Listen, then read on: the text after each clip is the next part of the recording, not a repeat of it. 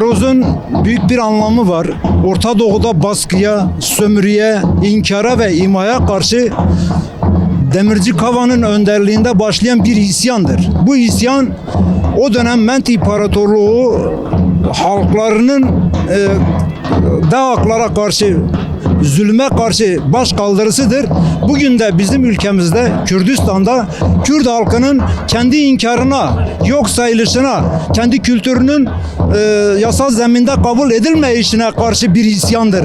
Bu nedenle Nevruz'u biz bayram olmaktan ziyade bir isyan günü olarak tarif ediyoruz.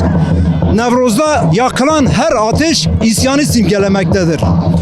Karakoçan'ın bu anlamıyla hayri durmuşlardan, mazlum doğanlardan günümüze kadar bu Nevruz ateşi sürekli yanmış, yanmaya devam edecek ve bu nedenle Karakoçan için Nevruz Nevruz pirozdur, yani kutludur yani Nevruz. Karakoçan halkı yıllardan beridir Nevruz'u bu alanlarda isyan ateşiyle kutluyor. Yani Öcalan'ın işte statü sorunu ile ilgili şimdi Kürt halkı Öcalan'ı kendi iradesi olarak kabul etmiş. Milyonlarca Kürt Öcalan'ın kendi iradesi olduğunu, bu nedenle Kürt sorununun çözümünde Öcalan'ın belirleyici olacağı ve Öcalan'ın söylediği her şeyin bugün devletle ortaklaşa sorunların giderilmesi, yasal düzenlemelerin yapılması, Türkiye'de demokratik, özgür bir ortamın yaratılması ve bu özgür demokratik ortamda tüm halkların kendisini özgürce ifade ettiği, kendi propagandasını yaptığı, kendi haklarını dile getirdiği yasal bir zemine kavuşturulması gerekir. Elbette ki 84 sonrası başlayan silahlı mücadele döneminden bu yana gerillanın kendi fonksiyonunu yerine getirdi. Bu sürecin tamamen bitti. Bu aşamadan sonra bugün o silahlı mücadele yürüten gerillanın da bu yasal düzenlemelere katılıp gelip Türkiye'de demokratik bir ortamda siyaset yapmasıdır. Bugün DEP halkı gerçekten bu meydanda Sayın Öcalan'ın özgürlüğünü haykıracaktır. Haykırmaya devam edecektir. Özgür oluncaya kadar. Bunun tarihsel bir süreci var. Demirci Kava'dan tut, Mazlum Doğan'a olan sürece kadar özellikle DEP Karakoçan'da Nevruz'un öncelikli sıralamaya alması bir anlamı vardır. Bir liderlik anlamı vardır. Dolayısıyla bu Nevruz'un bizler tarafından anlamlı bir şekilde kutlanması için alanlardayız.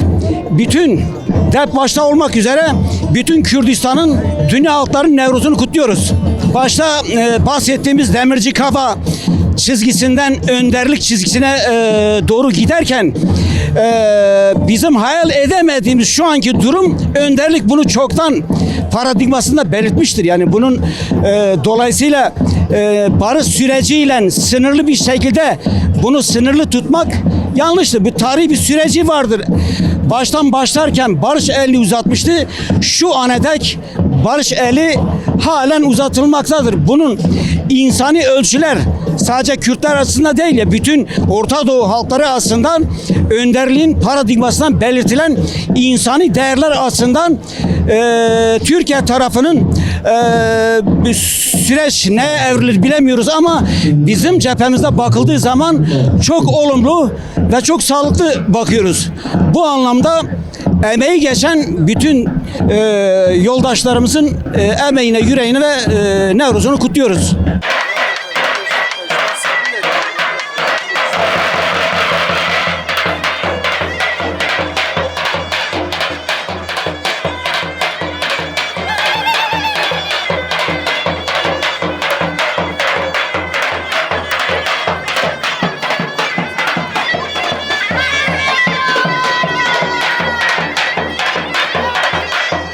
Kürtler için Nevruz özel bir gün, özel bir süreçtir. Yani tarihsel boyutu vardır. Demirci Kava sürecinden başlayıp günümüze gelen bir süreçtir. Bu Kürtlerin kendisini Nevruz'dan kanıtlama dönemidir. Sürekli direnişin sergilendiği bir dönemdir.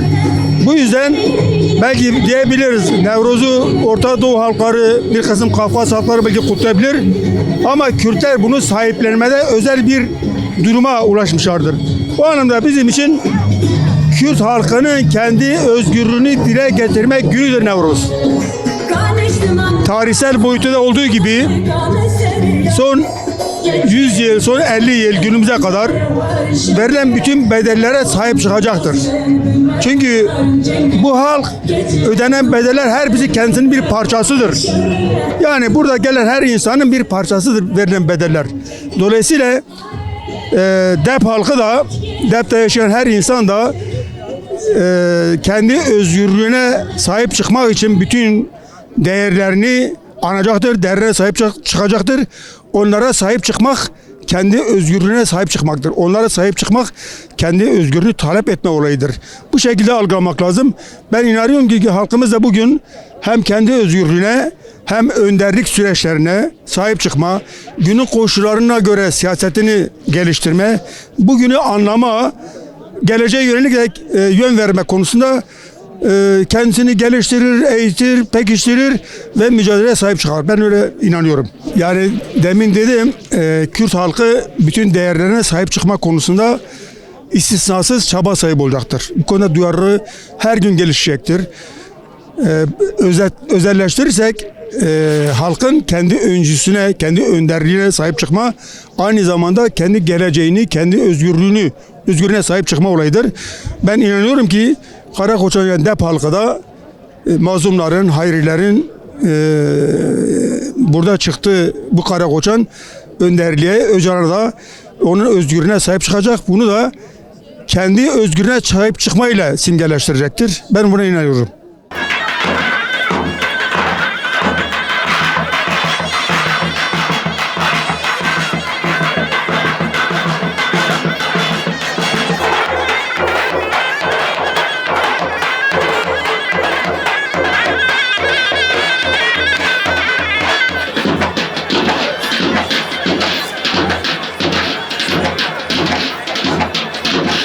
Mesela şimdi Demirci Kava'nın onurlu duruşu, halkların özgürleşme mücadelesi, devrimci duruşu tarihten bugüne toplum bu geleneği devrimci çağdaş Kavaların yetişmesiyle bir toplumsal düzen oluşturmuştur. Yani despot iktidarlara karşı sürekli toplum içerisinde halk adına, halk için onurlu mücadeleyi yüceltmek adına öncüler çıkmıştır. İşte Karakoçan orasıdır. Şimdi 2026 Nevroz'unun kutlanma programı aslında özgür ve demokratik toplumun inşasına cevap olma adına halkın yoğun kitlesel katılımıyla sahiplenmesiyle duymuş olduğu en büyük özleme kavuşmanın pratik karşılığıdır. Kitle yoğun bir şekilde ilgi gösterecektir meseleye. Burada verilen mesajlar çok önemlidir.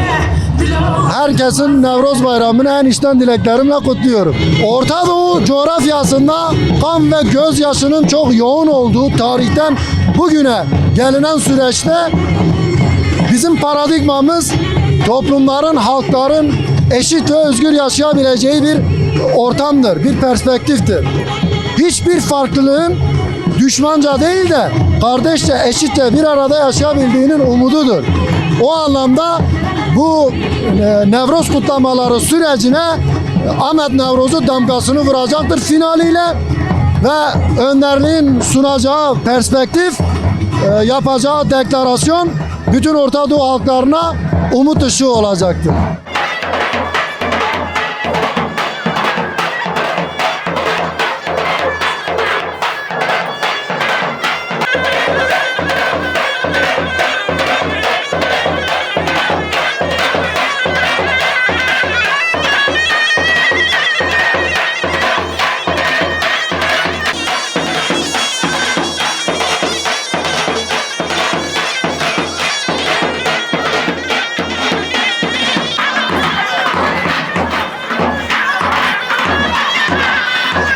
Biz bugün barış için buradayız, demokrasi için buradayız, halkların mücadelesi için buradayız. Barış olsun istiyoruz, kimliğimizi, kültürümüzü istiyoruz. Bu bizim en doğal hakkımızdır. Anne dilimizi istiyoruz.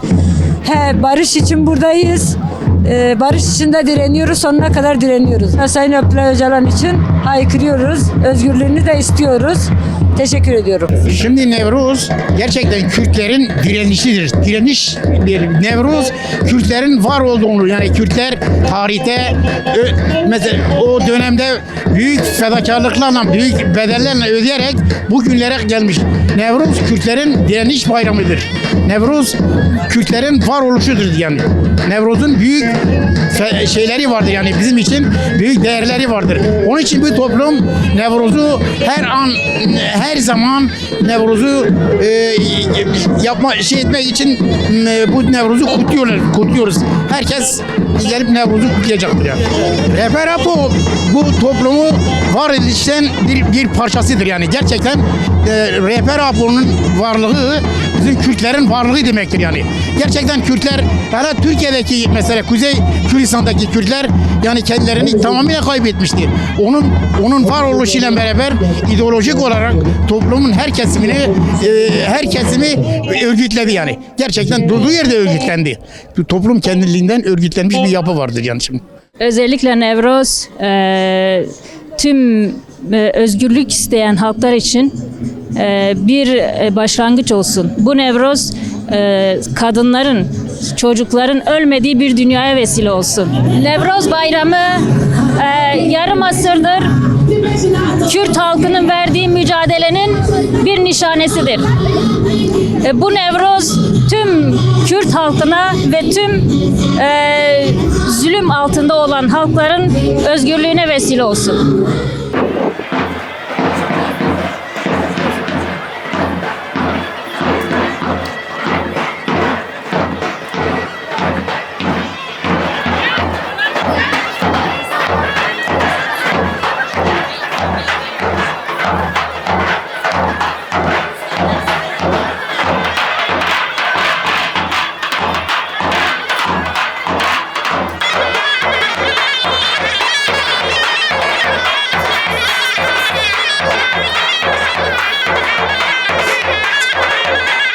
Biz kadınların her anlamda ve her alanda öncü olduğu ve Karakoçan'da yine bu öncülüğü elimize alarak yürütmeye devam ediyoruz.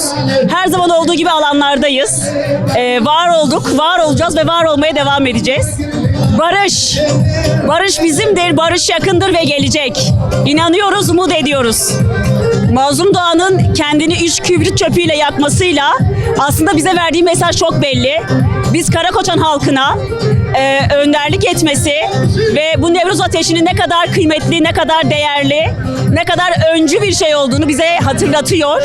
O yüzden biz de bu öncülüğü elimizden gelince en güzel şekilde yansıtmaya devam ediyoruz ve devam edeceğiz. Yani Nevruz dediğimiz şey baharı çeliştiren, renklerin ve çiçeklerin yeşerdiği, yaşamı temsil eden bir bayram olarak kutluyoruz. Tabii ki de Öcalan için de güzel bir yaşamın, özgür bir yaşamın temsil ettiğini inanıyoruz ve her anlamda sevgili Sayın Öcalan'ın ve şu an içeride olan bütün vekillerimizin ve bütün insanlarımızın, bütün halkımızın özgürlüğünü talep ediyoruz. Yani her anlamda baharın gelişi demek, Nevruz demek, özgürlük demek. Jin, Jiyan, Azadi diyoruz ve özgürlüğü istiyoruz. Her Kürt özgür olmalıdır. Nevruz başta Mezopotamya olmak üzere birçok bölgenin Uzak Doğu Asya'da, Anadolu'da da kutlanıyor. Ezilenlerin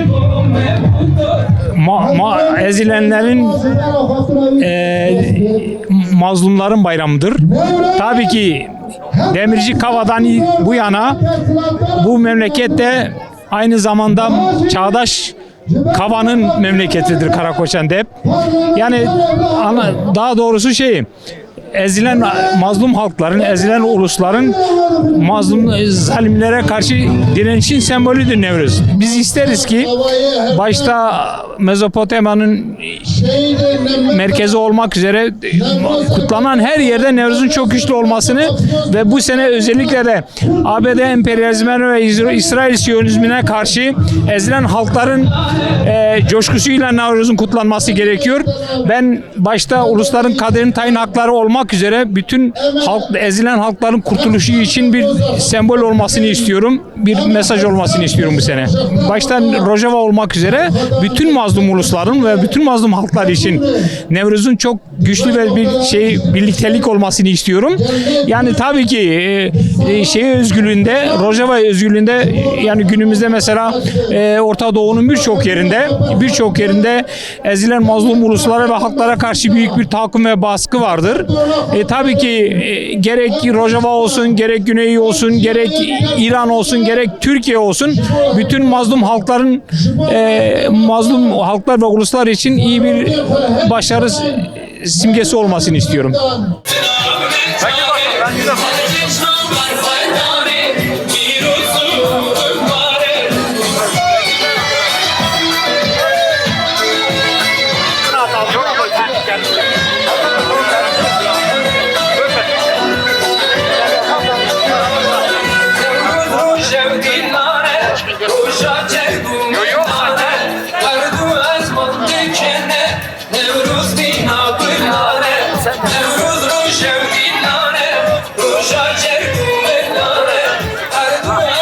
Şu tarafa da bırakabiliriz mi?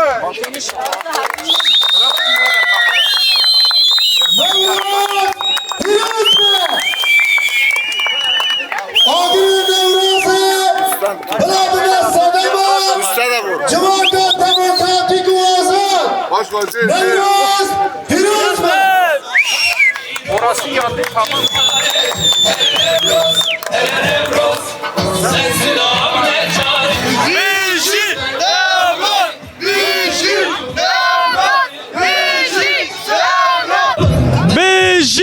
Nevruz, Beji, Nevruz, Beji, Nevruz, Beji, Nevruz. Jen, Jen, Azadi, Jen, Jen, Azadi, Jen, Jen, Azadi. Beji, berxwedana zindana, Beji, berxwedana zindana. Barışa, özgürlüğe, Sayın Öcalan'a barış olsun. Savaşlar bitsin, kanlar dökülmesin. Bir şey Nevruz, bir şey Jen Azadi. Bu ateş başta dört parça Kürdistan'a, Sayın Öcalan'a, bütün Kürt halkının Nevruz Bayramı kutlarım. Hepinizin Nevruz Bayramı kutlu olsun. Barış ve kardeşlik içerisinde güzel bir şekilde hepinizin Nevruz'u kutlu olsun. Eyvallah. Karakoçan bugün Kürdistan'ın tarihinde öncü kadroların, mazlumların kendi bedeninde Nevruz'u simgeleştirdiği bir günü yaşıyor. Bugün nasıl ki mazlum Doğan tam karanlık bir dönemde kendi bedenini ateşe vererek bütün halklara bir aydınlık, bir umut ışığı olduysa bugün mazlumun memleketi bütün Orta Doğu'nun barışı için bu sefer Nevruz'un startını verdi ve önderliğin hakikaten de bugün bütün Kürt halkına, Kürdistan'a selam göndermesi vekilimiz aracılığıyla biz de selamını dedik. Başımız gözümüz üstüne onun selamını aldık ve İmralı Tecrit Adası'nın sisteminin bir an önce ortadan kaldırılması, Kürtlerin mutlak suretle birliğinin sağlanması, iki şey gördük. Bir, 100 yıllık inkarın hiçbir ülkeye fayda getirmediğini gördük. İkincisi de Kürtlerin birlikten başka hiçbir çaresinin olmadığını gördük. Ve bu vesileyle diyoruz ki bu Nevruz Kürtlerin birliğine, beraberliğine vesile olsun. Orta Doğu halklarına ve coğrafyamıza barış getirsin diyoruz. Bütün Kürdistan'ın Nevruz'u piroz be. kutlu olsun. Teşekkürler.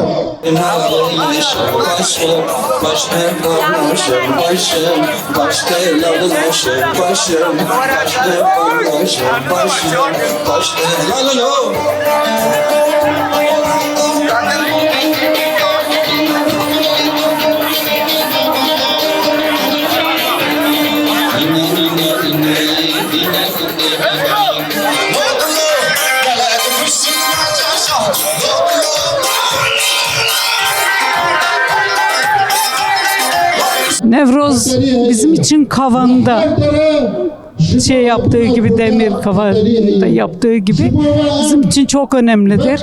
İnsanların bir arada toplanması, kaynaşması, bayramı birlikte kutlaması önemlidir bizim için. Bizim için her şey anlamı, Kürtlerin bayramıdır, bahar simgesidir. Şenlik olsun, savaşlar olmasın, barış olsun, özgürlük olsun, hak, hukuk, adalet. Nevroz benim için ilk önce baharın gelişidir, sonra da Kürtlerin direnişli duruşudur. Bugün buradayız, Sayın Öcalan'ın özgürlüğünü haykıracağız. Nevroz'un önemi Kürtlerin sembolüsüdür. Bizim için barış, demokrasi, insanlık ve özgürlük. Bizi Nevroz. Valla Kürtler kendilerini korumaya biliyor. Hatta bu savaşta, bu Orta Doğu'daki olan savaşta Kürtler kendilerini korumaya çalıştı.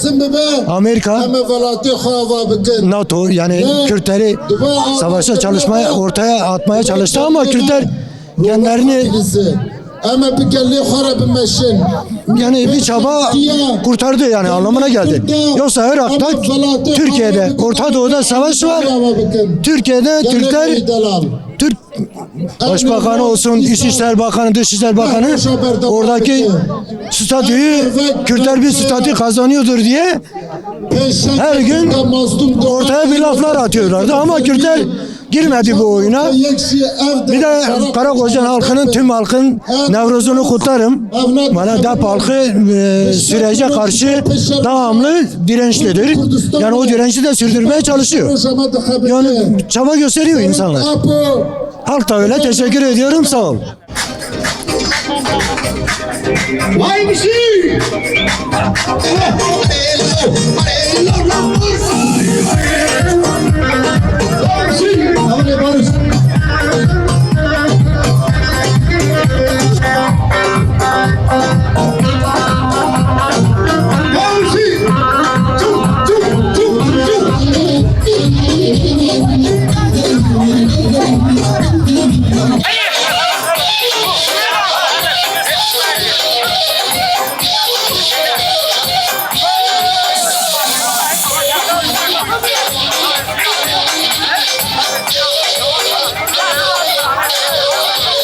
Kurdino, merdino, pırhaşe serhabun. Ev dema talu tenku em divan için. Desbidin hevhemi, pişkevin emhemi. Da herin bo velat, yan mirin, yan felat.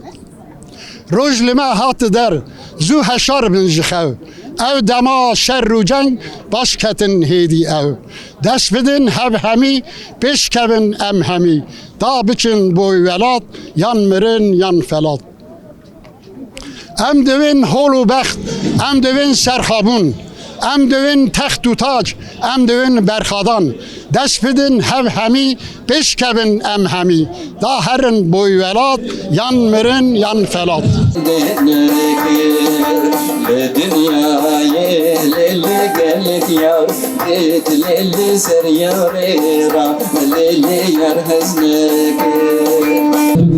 Bir dakika abla.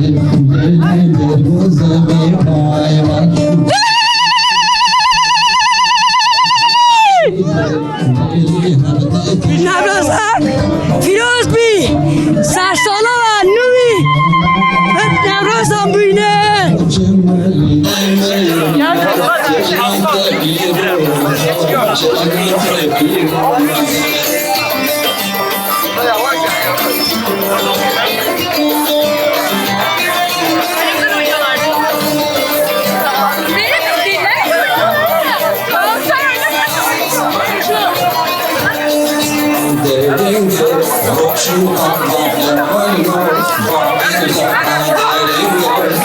Thank